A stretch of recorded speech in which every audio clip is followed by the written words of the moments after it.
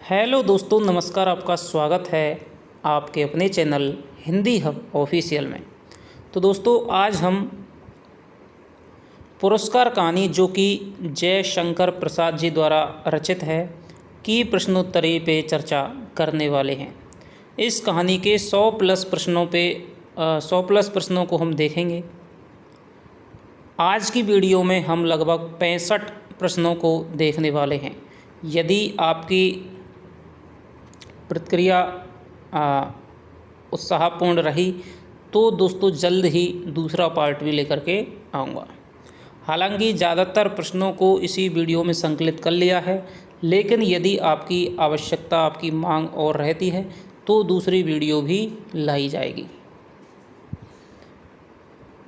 इसके अलावा दोस्तों मैं आपसे कहना चाहता हूं कि बहुत सारी कहानी है आरपीएससी फर्स्ट ग्रेड की, आरपीएससी सेकंड ग्रेड का लगभग सारा का सारा जो स्नातक स्तरीय जो पाठ्यक्रम है वो आपका चैनल पे करवा रखा है, तो आप वहां से प्लेलिस्ट में जाकर के वीडियो देख सकते हैं। इसके अलावा आचार्य शुक्ल के इतिहास की कक्षाएं निरंतर चल रही हैं, आप उनको ज्वाइन कर सकते हैं।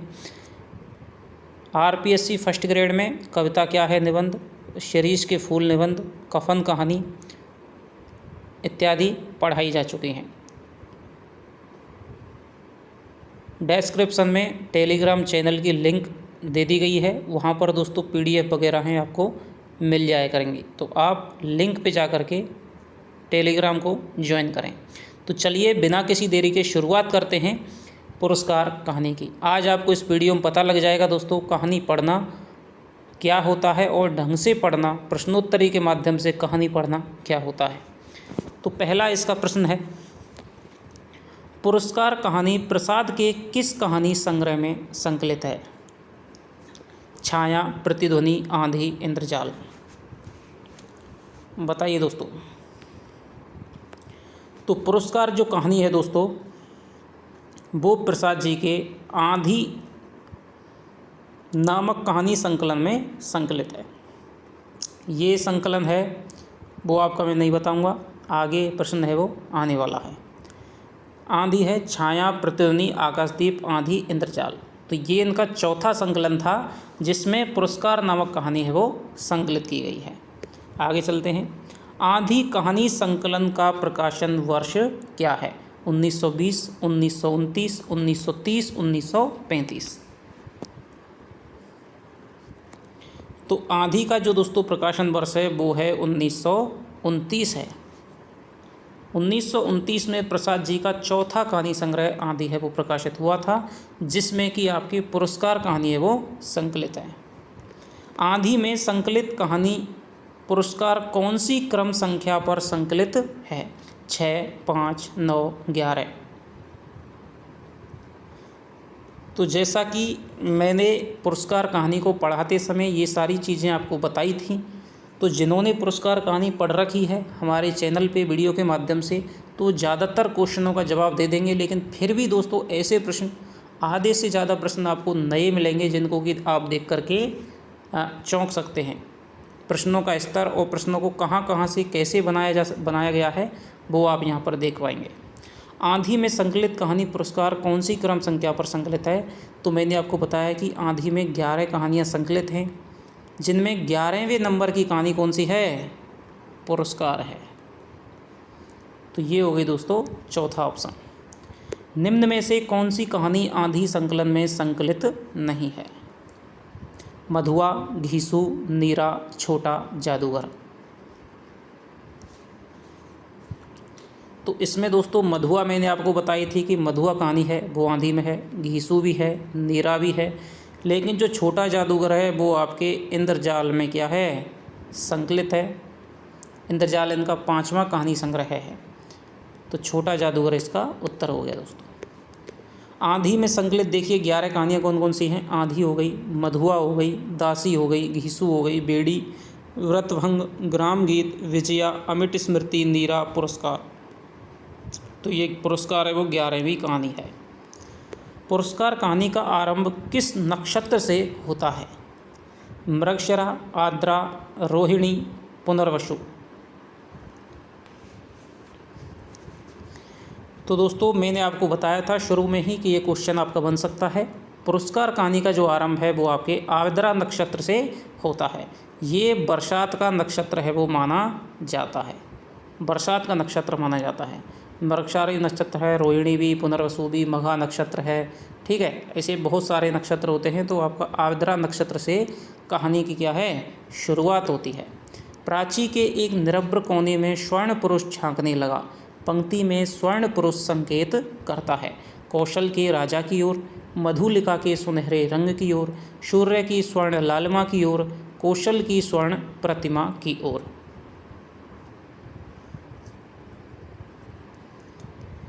तो यहाँ पर आप देख सकते हैं कि प्राची यानी कि पूर्व दिशा के एक निरभ्र यानी कि बिना बादलों वाले कोने से स्वर्ण पुरुष झांकने लगा। तो कौन झांकेगा दोस्तों, सूर्य है वो झांकेगा। तो यहाँ पर जो संज्ञा है, उपमा है, वो किसको दी गई है, सूर्य को उपमा दी गई है। तो सूर्य की स्वर्ण लालिमा की जो तुलना है वो किसके की गई है, सुनहरी आभा की जो तुलना है वो स्वर्ण पुरुष से की गई है।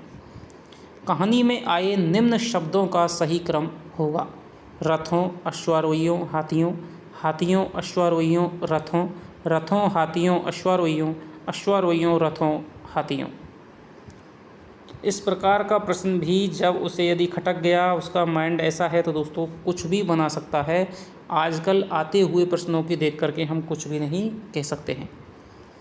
तो इनका शब्दों का क्रम मैंने कहानी पढ़ाते हुए आपको बताया था कि आप याद रखना। हालांकि चांस कम है, लेकिन आजकल हम बिल्कुल भी रिस्क नहीं ले सकते हैं, क्योंकि उपन्यास तो बड़ा होता है, उसमें बहुत सारे प्रश्न बनने की संभावना रहती है। यदि कोई कहानी बड़ी हो या पहली दूसरी बार ही किसी पाठ्यक्रम में लगाई गई हो तो दोस्तों उसमें से क्या है, अच्छी तरह से भीतर से अच्छे अच्छे क्वेश्चन बन जाते हैं।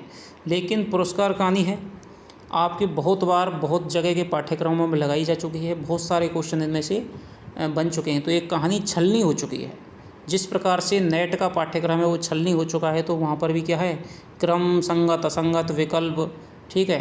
तो इस प्रकार के प्रश्न है वो अटपटे प्रश्न बनाने की परंपरा है वो शुरू हो गई है। तो मैंने भी आपको इसी प्रकार से तैयार करवाने की कोशिश की है कि कोई भी प्रश्न है आपका बाहर नहीं जाए।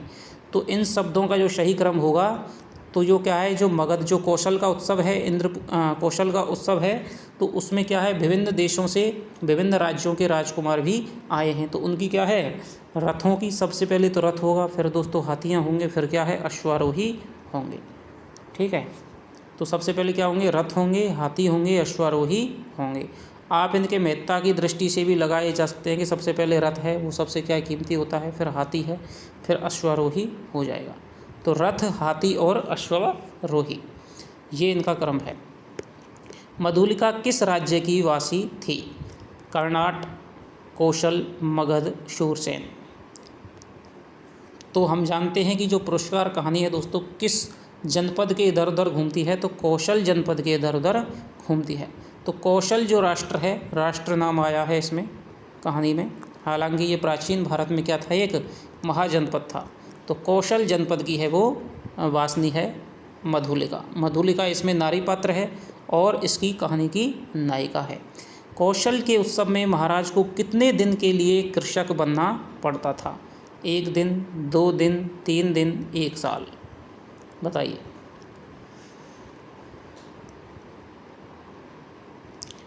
तो इस बार क्या है, कौशल में उत्सव मनाया जा रहा है, तो वहाँ पर है राजा क्या है, प्रतिवर्ष हल चलाता है।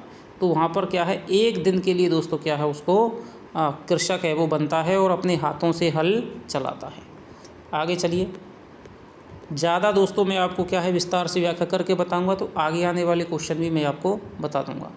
तो सारी जो कहानी आपको क्वेश्चनों के माध्यम से याद कराने की ये वीडियो मैंने बनाई है। कौशल उत्सव में किस देवता की पूजा की जाती थी, वरुण देव, इंद्रदेव, अग्निदेव, यमदेव। तो जो कौशल का उत्सव होता था दोस्तों उसमें क्या है, इंद्र पूजन की धूमधाम रहती थी, क्योंकि मौसम क्या है, बरसात का है, काले काले बादल छाए हुए हैं, घटाएं छाई हुई हैं। तो वहाँ क्या है, इंद्र देवता ही बरसात के देवता माने जाते हैं। उसी समय पर बरसात में क्या है, उसी समय क्या है, खेतों में बुवाई का शुरू समय होता है।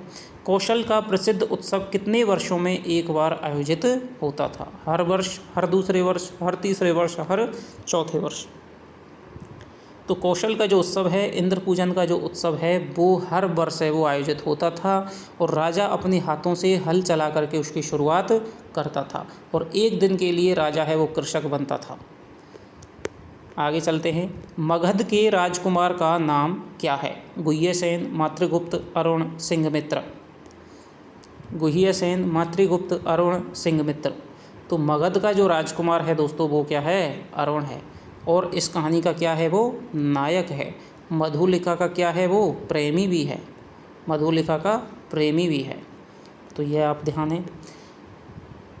खालिस्तान का सम्मान मधुलिका को ही मिला, रिक्त स्थान की पूर्ति कीजिए।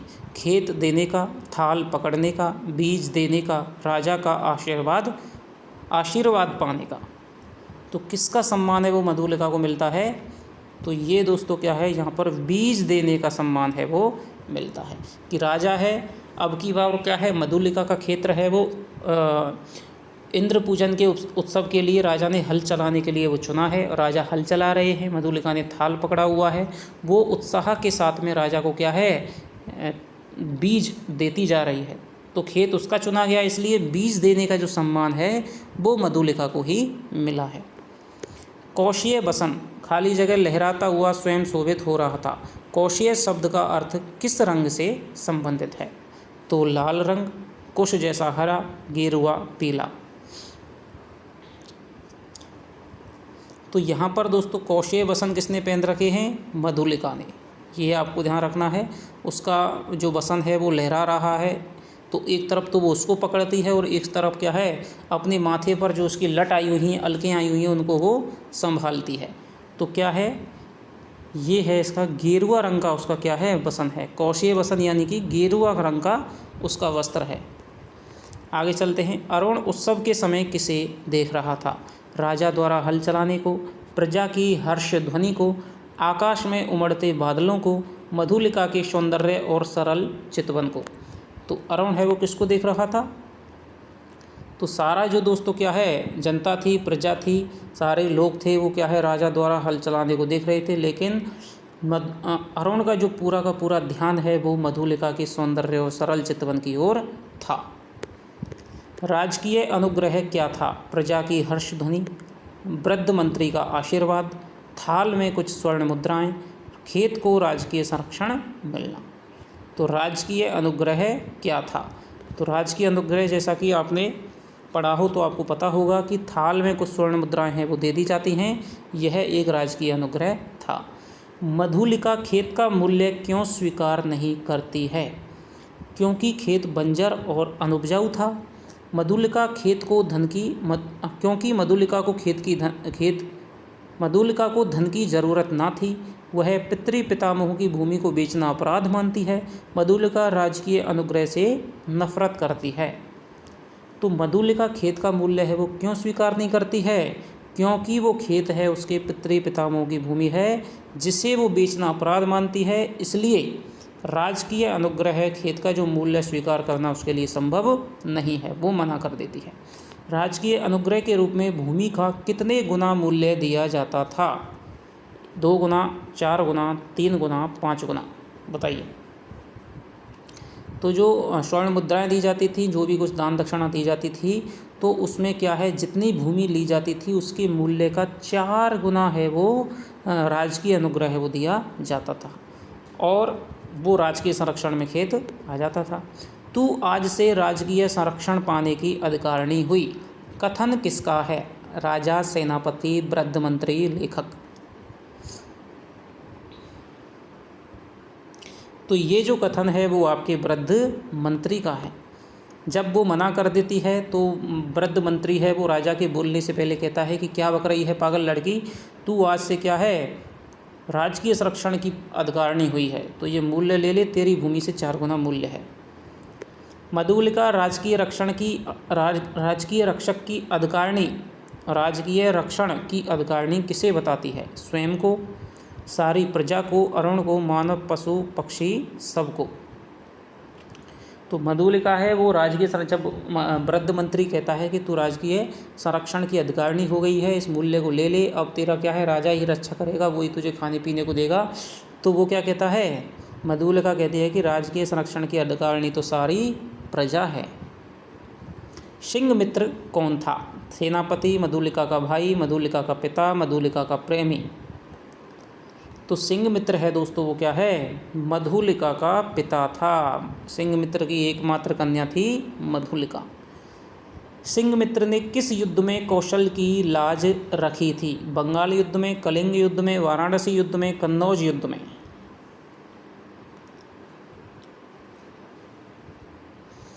तो इन्होंने वाराणसी युद्ध में है वो कौशल का अन्यतम वीर योद्धा था जिसकी बेटी का नाम मधुलिका था, और वाराणसी युद्ध में क्या है, इसने लाज रखी थी कौशल की। राजा के खेत को वर्ष भर कौन देखता था? स्वयं राजा, राजा के नौकर आदि, गांव के सभी किसान, जिसका खेत है वह है स्वयं।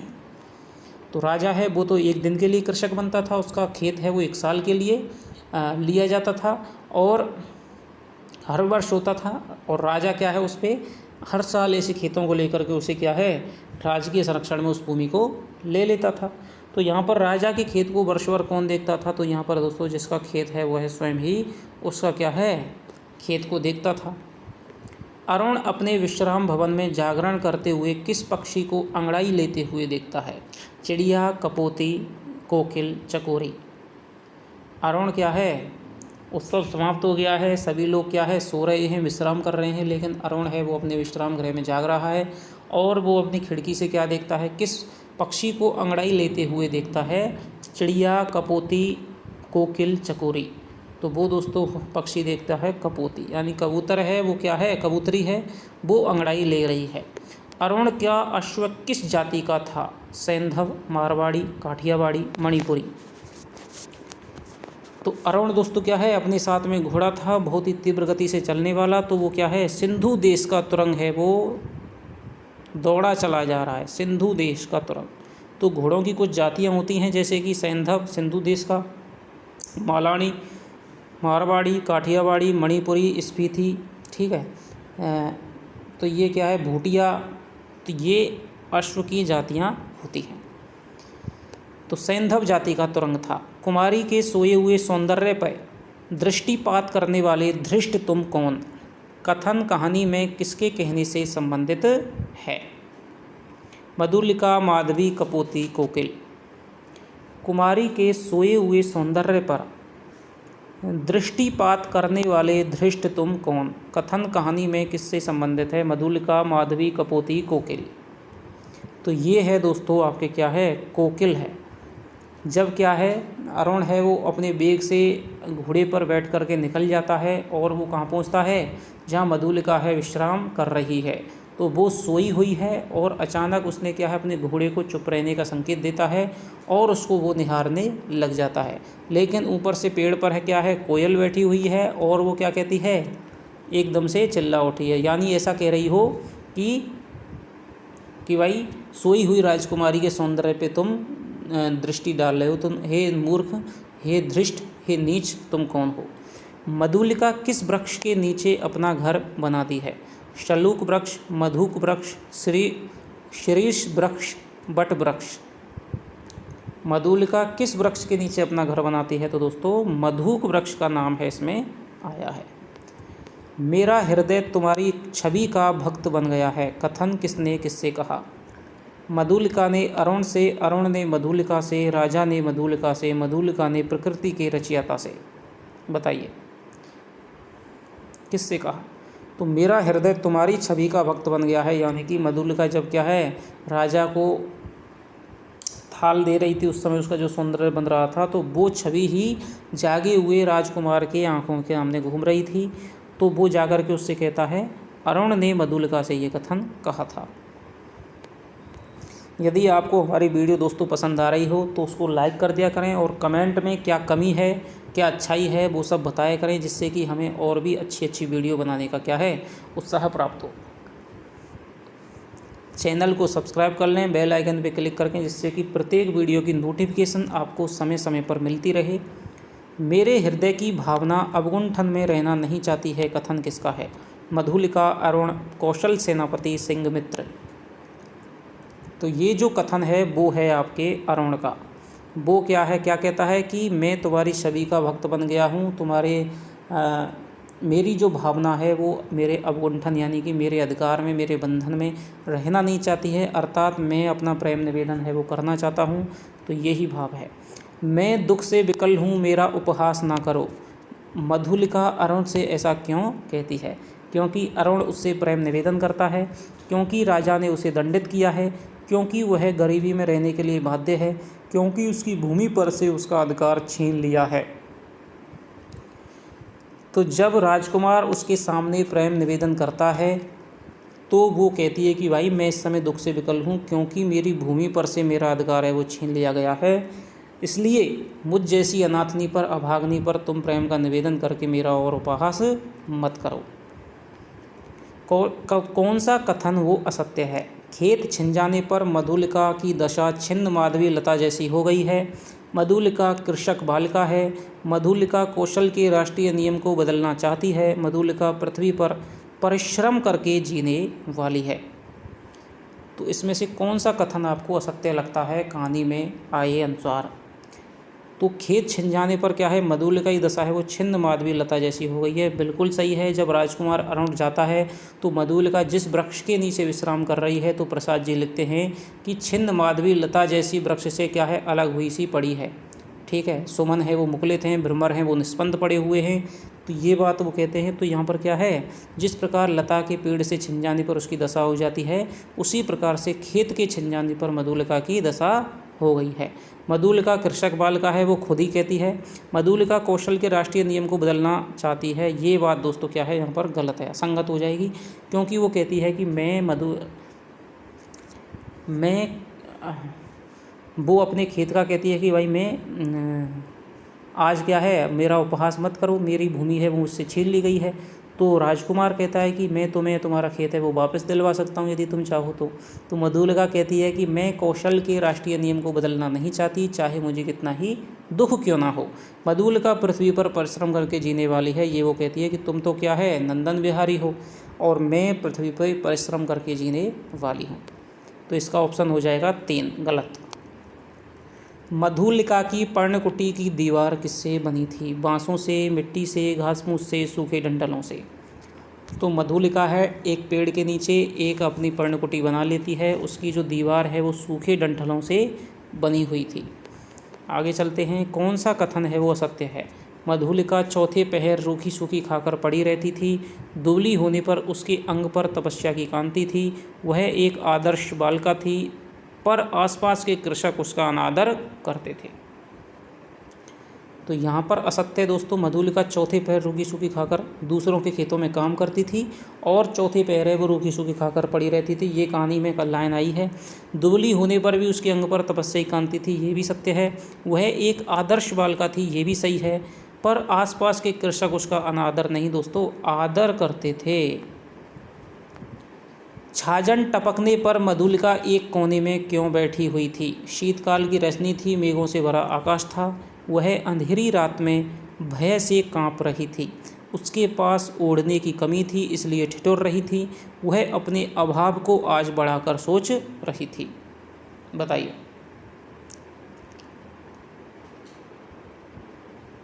अब यहाँ पर दोस्तों 3 साल बाद है वो दृश्य सामने आता है कि शीतकाल की रजनी थी, मेघों से भरा हुआ आकाश है, बिजली की क्या है, चकाचौंध है वो चल रही है, और मधुलिका अपने पर्णकुटी के कोने में बैठी हुई है, क्योंकि उसके पास ओढ़ने की कमी है, इसलिए वह ठिठुर रही है। और आज वह क्या है, विगत स्मृतियों में जाकर के अपने अभाव को आज बढ़ा चढ़ाकर सोच रही है। तो इसका जो उत्तर होगा वो हो जाएगा ये, क्योंकि इसमें मुख्य क्या है, यदि शीतकाल भी हो दोस्तों, तो यदि उसके पास में ओढ़ने पहनने की सुविधा होती तो वो एक कोने में बैठ करके नहीं ठिठुर रही होती, वो आराम से सो रही होती। लेकिन उसके पास क्या है, ओढ़ने की कमी है और वह ठिठुर रही है, इसलिए वो एक कोने में पड़ी पड़ी क्या है, सोच रही है।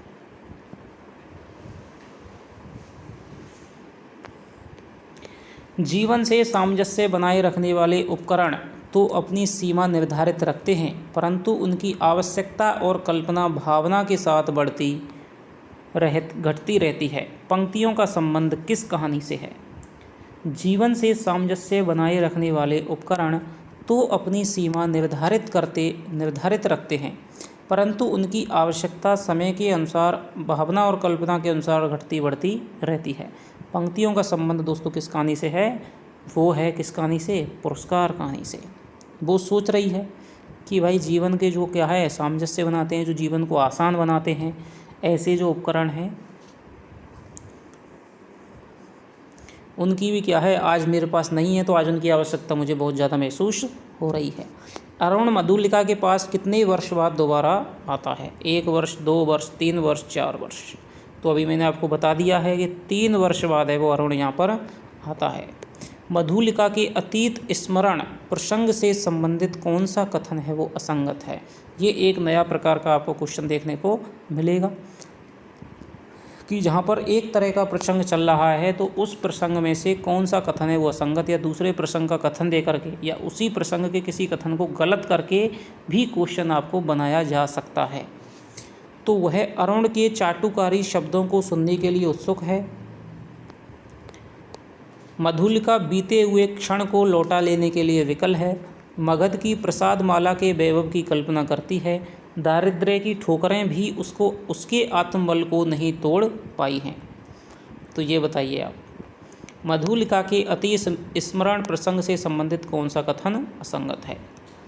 तो यहाँ पर पहला जो कथन है दोस्तों क्या है, वो क्या है, बहुत ज़्यादा क्या है अपने अभावों को रख करके सोच रही है। तो वो क्या है, वो अपनी याद करती है कि उस समय राजकुमार ने मेरे सामने क्या है प्रणय निवेदन किया था, तो वो चाटुकारी भरी शब्दों में, तो वो क्या है उसको दोबारा सुनना चाहती है, क्योंकि वो याद नहीं रख पाई है। वो कह रही है क्या कहा था, वो दोबारा उसको याद करने की कोशिश कर रही है और वो उसे सुनने के लिए उत्सुक है। मधुलिका बीते हुए क्षण को लौटा लेने के लिए विकल है कि भाई अब राजकुमार आए और मेरे सामने प्रणय प्रस्ताव रखे। मगध की प्रसाद माला के वैभव की कल्पना करती है। बिल्कुल, वो सोचती है कि यदि मैं उस प्रणय निवेदन को स्वीकार कर लेती तो आज क्या है मैं राजकुमारी से आज क्या है मगध की राजरानी बन करके और उन महलों में निवास कर रही होती। दारिद्र्य की ठोकरें भी उसके आत्मबल को नहीं तोड़ पाई, ये कथन गलत हो जाएगा।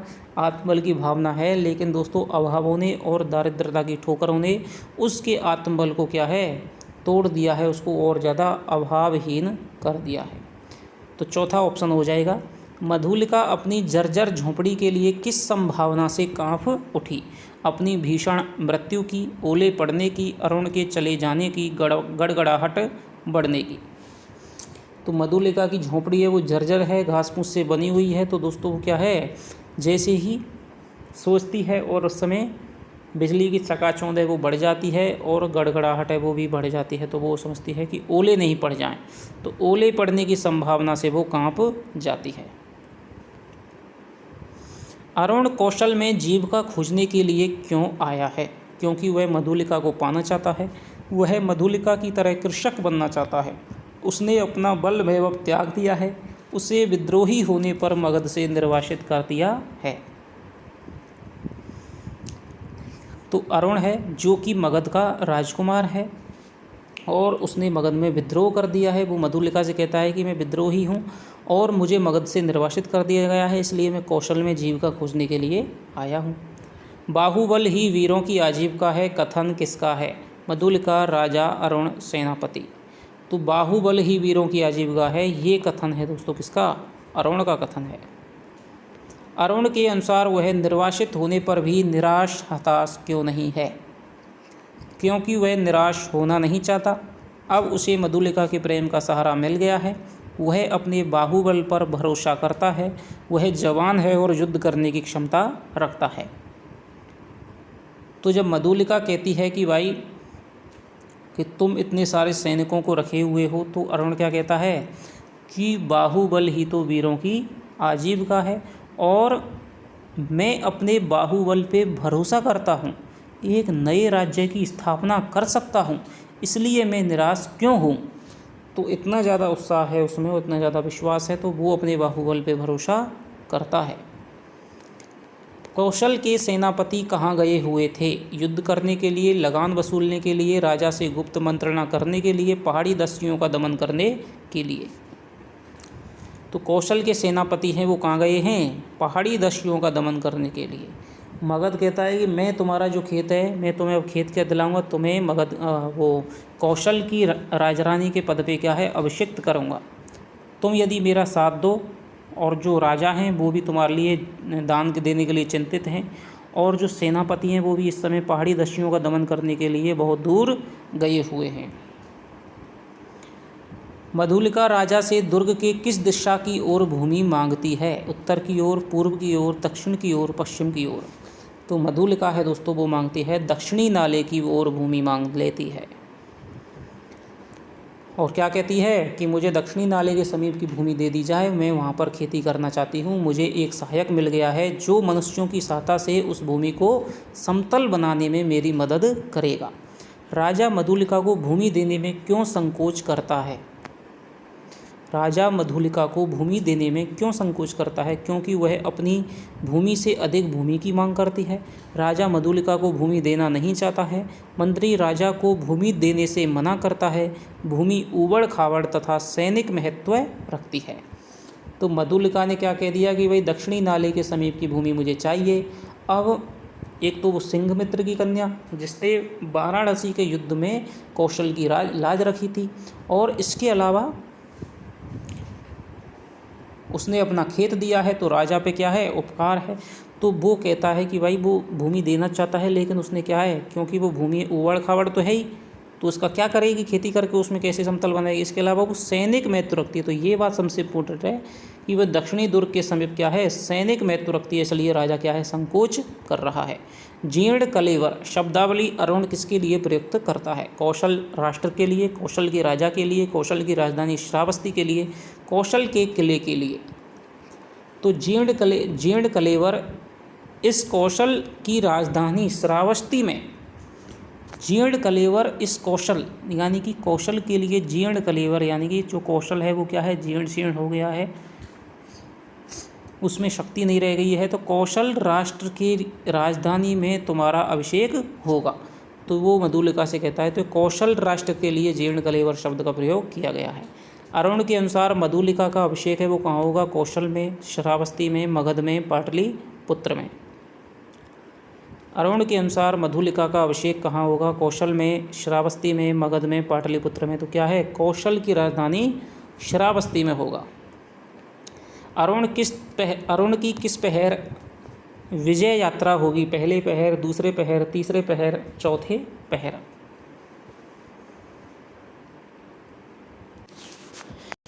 तो अरुण की पहर है वो विजय यात्रा होगी दोस्तों आपके तीसरे पहर में विजय यात्रा होगी, वो ऐसा मधुलिका से कहता है। कौशल के चिर शत्रु का नाम क्या है? मगध, अरुण, दोनों, कोई नहीं।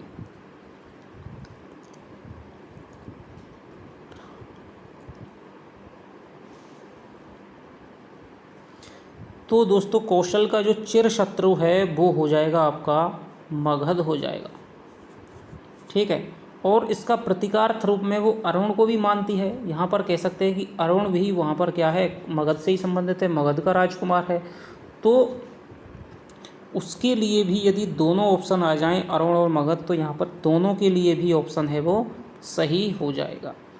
हालांकि कौशल का जो चिर शत्रु है वो मगध आया है नाम, लेकिन वो ये क्यों सोचती है, वो सोचती है कि भाई वो अब द्वंद्व में चल रही है। वो सोच रही है, एक तो वो तरफ चिंतित होती है अरुण के लिए कि वो सफल होगा या नहीं होगा, एक तरफ वो चिंतित होती है कि भाई अपना राष्ट्र है वो उसके अधीन हो जाएगा। ऐसा क्यों, वो सफल होना भी नहीं चाहिए क्योंकि मगध है वो कौशल का चिर शत्रु है। अब यहाँ मगध है वो कौशल का, तो यहाँ पर ये भाव भी आ रहा है कि जो अरुण है वो भी क्या है कौशल का चिर शत्रु है, वो दुश्मन राज्य का है, तो वो सफल क्यों हो। मेरे जो पिता हैं सिंघमित्र, उन्होंने क्या है मगध से युद्ध लड़ते हुए अपनी जान है वो गंवाई थी, तो उसकी बेटी आज ये कैसा कर सकता है किसी शत्रु के हाथों में अपना जो दुर्ग है वो चले जाने दे। तो यहाँ पर दोनों ऑप्शन है वो ज़्यादा सही हो जाएगा। यदि कम दिमाग लगाकर करें लाइन के अनुसार केवल, तो मगध उत्तर हो जाएगा, लेकिन यदि हम इसके भाव को भी समझें तो दोस्तों दोनों उत्तर है वो हो जाएगा। एक प्रहर बीतने पर भी मधुलिका अपनी झोंपड़ी तक क्यों नहीं पहुंचती है। वह धीरे धीरे चल रही थी। अंधकार अधिक हो गया था। रास्ता ऊबड़ खाबड़ और कटीला था। वह उधेड़ बुन में विक्षिप्त सी चल रही थी। कि मधुलिका से क्या है, वो अरुण कहता है कि अब भाई आप चले जाओ, मैं भी कुछ अपनी योजना है वो अर्धरात्रि तक पूरी कर लूँ। तीसरे पहर है वो मेरी विजय यात्रा है वो शुरू होगी और मैं सुबह तक तुम्हें क्या है, तुम्हारा जो लीला निकेतन है वो क्या है, इसका कौशल का दुर्ग ही होगा। तो वो चली जाती है, वो चलने लगती है, लेकिन एक पहर बीत गया है और वो उसकी झोंपड़ी के पास भी नहीं पहुंच पाई। क्यों? क्योंकि दोस्तों वो उधेड़ बुन में चल रही है। उसके मन में द्वंद्व चल रहा है कि भाई राष्ट्र प्रेम का, ठीक है, वो क्या भाई राजा को बताए या नहीं बताए। शत्रु है उसके दुर्ग पर, योजना बना रहा है उसको जीतने की। तो उधेड़ बुन में विक्षिप्त सी चल रही है, उसे होश नहीं है, इसीलिए वो क्या है, उस तक झोंपड़ी तक नहीं पहुंच पाई है। अरुण के पास कितने सैनिक थे? 100, 200, 300, 400। तो अरुण के पास दोस्तों 100 सैनिक थे। सेनापति ने कितने सैनिकों को दक्षिणी नाले की ओर बढ़ने की आज्ञा दी? 20, 120, 100, 80। तो जैसे ही मधुलिका है वो जा रही होती है तो वो बीच पथ में रुक जाती है और देखती है कि 100 उल्काधारी अश्वारोही हैं, वो चले आ रहे हैं। जिनमें आगे सैनिक पूछता है कौन, वो जवाब नहीं देती है। पीछे एक अधेड़ जो सैनिक है वो आता है और वो कहता है कि तुम कौन हो, स्त्री बताती क्यों नहीं। तो वो क्या है, बंदी बनाने के लिए कहती है। तो वहाँ पर आता है कि 100 सैनिक हैं। तो वो सेनापति कितने सैनिकों को, तो 100 सैनिक हैं वो सेनापति के साथ आते हैं, जिनमें से 80 सैनिकों को वो कहती है कि दक्षिणी नाले से आक्रमण होगा, वहाँ पर क्या है, आक्रमण करने की योजना बन रही है। तो वो 80 सैनिकों को बिना चुपचाप है वो क्या है, जाने की संकेत करता है दक्षिणी नाले की तरफ। 80 सैनिक जाते हैं और 20 सैनिकों को लेकर के वो क्या है, दुर्ग की तरफ प्रस्थान कर जाता है। मधुलिका को एक सैनिक की पीठ से बांध देते हैं। कौशल राष्ट्र का केंद्र कौन था? श्रावस्ती का दुर्ग, राजा, कौशल का सेनापति, दक्षिणी नाला। तो कौशल राष्ट्र का केंद्र था दोस्तों श्रावस्ती का दुर्ग। कौशल के दुर्ग से संबंधित उपयुक्त विकल्प चुनिए। इस रात में वह विगत वैभव का स्वप्न देख रहा था। उसने कई राजवंशों के प्रांतों पर अधिकार कर लिया था। अब वह केवल कई गांवों का अधिपति है। उसके साथ कौशल के अतीत की स्वर्ण गाथाएँ लिपटी हैं। अतीत की स्वर्ण गाथाएँ ही लोगों के प्रेम का कारण हैं। तो कौशल के दुर्ग के संबंध में कौन कौन सी बातें यहाँ पर सही नहीं हैं, तो वो देखनी है आपको। सही हैं वो कौन सी है, तो हम देखते हैं कि इस रात्रि में विगत कि कौशल राष्ट्र के केंद्र था, तो वो हम ऊपर देख चुके हैं। इस रात्रि में वह विगत वैभव का स्वप्न है वो देख रहा था, तो ये कथन सही है। उसने कई राजवंशों के प्रांतों पर अधिकार कर लिया, ये कथन गलत है, क्योंकि कई राजवंशों ने उसके प्रांतों पर अधिकार कर लिया है, तो ये यहाँ पर कथन गलत हो जाएगा। अब वह केवल कई गांवों का अधिपति है, यानी पहले बहुत बड़ा था और कई राजवंशों ने अब उसके भिन्न भिन्न प्रांतों पर अधिकार कर लिया, इसलिए वह अब केवल कई गांवों का अधिपति रह गया है, तो ये भी कथन सही है। उसके साथ कौशल के अतीत की स्वर्ण गाथाएँ लिपटी हैं, ये भी बात सही है। अतीत की स्वर्ण गाथाएँ ही लोगों के प्रेम का कारण है, तो ये कथन यहाँ पर गलत हो जाएगा, क्योंकि अतीत की स्वर्ण गाथाएँ ही लोगों की ईर्ष्या का कारण है। इसलिए बार बार कौशल पे आक्रमण किया जाता है और उसको हस्तगत करने की योजना बनाई जाती है। तो ये हो जाएगा 1, 3 और 4 हो जाएगा, चौथा ऑप्शन इसका हो जाएगा। कौशल दुर्ग के प्रहरी का नाम क्या है? धातुसेन, अग्निसेन, गंधर्वसेन, वीरसेन। कौशल का जो दोस्तों क्या है, जब सेनापति 20 सैनिकों के साथ में पहुंचते हैं तो जो दुर्ग प्रहरी है वो क्या है, एकदम से चौंक जाते हैं, लेकिन जब मशाल के उजाले में उसको देखते हैं तो सेनापति को देख करके गेट खोलते हैं। तब सेनापति कहता है कि अग्निसेन, दुर्ग में कितने सैनिक हैं? तुमने एक बार फिर कौशल का उपकार किया है, कथन किसने किससे कहा? मंत्री ने मधुलिका से, सेनापति ने मधुलिका से, राजा ने मधुलिका से, अरुण ने मधुलिका से। तुमने एक बार फिर कौशल का उपकार किया है। तो जब अरुण को बंदी बना लिया गया, वो उसको मधुलिका को लेकर के राजा के पास में वो सेनापति पहुंचता है। राजा उस समय सोने जा रहा है, तो उसको क्षमा के लिए कष्ट मांगते हुए कहता है कि इस स्त्री के कारण है मुझे आना पड़ा है।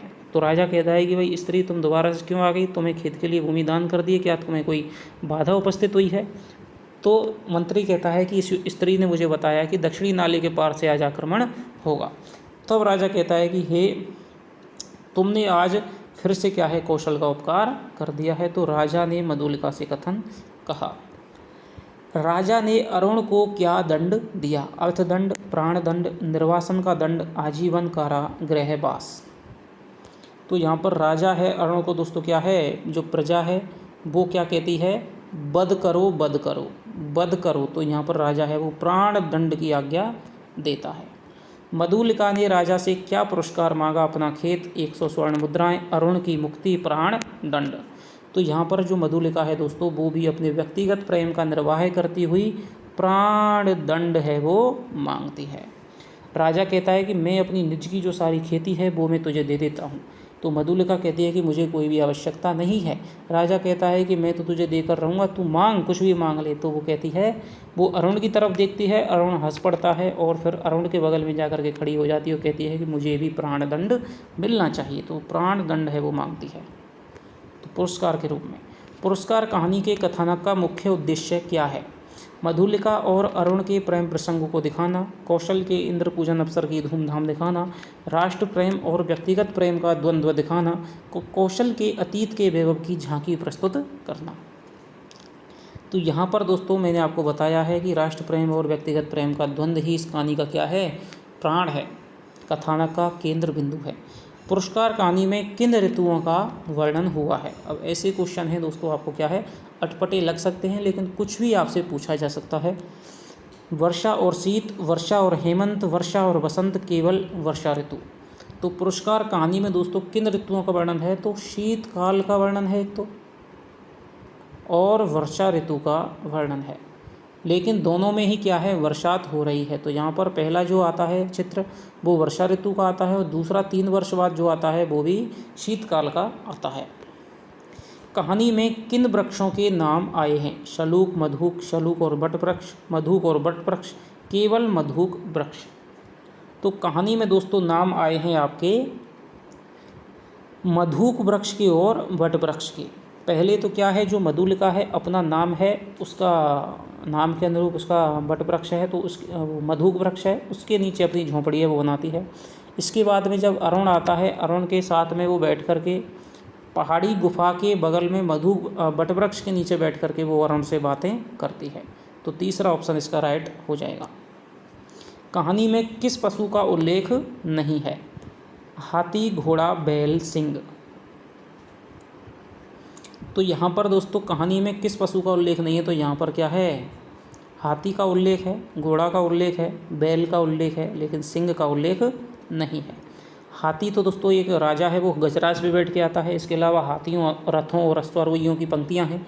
घोड़ों की भी अश्वारोही हैं, तो वहाँ पर भी हो गए। इसके अलावा अरुण के पास में भी सैंधव जाति का क्या है, घोड़ा है। बैल है, राजा क्या है, जब हाथ के स्वर्ण जटित जो मूठ है उस पर हाथ रखते हुए बैलों को चलने की ओर संकेत देता है, तो बैल भी आए हैं। लेकिन सिंह इसमें क्या है, कहानी में नहीं आया है। कहानी में कौन सा नाम नहीं आया है? भ्रमर, कोकिल, जुगनू, मधुमक्खी। तो यहाँ पर भ्रमर है वो नाम आया है। जब मधुलिका है वो छिंद लता सी पड़ी हुई है, तो वहाँ पर कहते हैं कि पुष्प हैं वो क्या है, मुकुलित हैं, भ्रमर निस्पंद पड़े हुए हैं। कोकिल है तो वहाँ पर क्या है, कोकिल बोल जाता है, तो कोकिल भी आया है। इसके अलावा जुगनू है, तो जुगनू की देती है दोस्तों उपमा, जब वो अपनी अतीत की स्मृतियों को याद करती है तो वो कहते हैं कि सावन माह के समान, सावन माह में जैसे कोई बच्चा है वो जुगनू को पकड़ने के लिए हाथ बढ़ाता है, वैसे ही मधुलिका अपनी अतीत की स्मृतियों की तरफ है वो कोशिश कर रही है हाथ बढ़ाने। तो यहाँ पर जुगनू भी आया है, लेकिन मधुमक्खी है वो नहीं आई है। 62वां प्रश्न है, अरुण सैनिकों को क्यों नहीं छोड़ता है? क्योंकि वह उनका सेनापति है, वह उनके बिना अकेला रह हो जाता, वे उसके जीवन मरण के साथी थे। मधुलिका ने छोड़ने से मना कर दिया था, मना है दोस्तों ये, तो क्यों नहीं छोड़ पाता है? अरुण जब मिलता है और वो कहता है कि भाई मैं तो उससे प्रेम करता था, तुमने उस समय क्यों नहीं माना? मधुलिका भी कहती है कि मैं भी तुम्हारा अब तक इंतज़ार करती थी।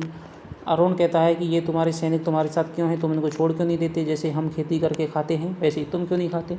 तो वो कहता है कि भाई बाहुबल ही वीरों की आजीविका है, ये मेरे जीवन मरण के साथी हैं, तो इसलिए मैं उनको साथ रखे हुए हूँ, इसलिए नहीं छोड़ पा रहा हूँ। जीवन मरण के साथी थे। आगे चलते हैं। एक स्वतंत्र राष्ट्र का अधिपति कौन बनना चाहता है? अरुण, मधुलिका, सेनापति सिंघमित्र।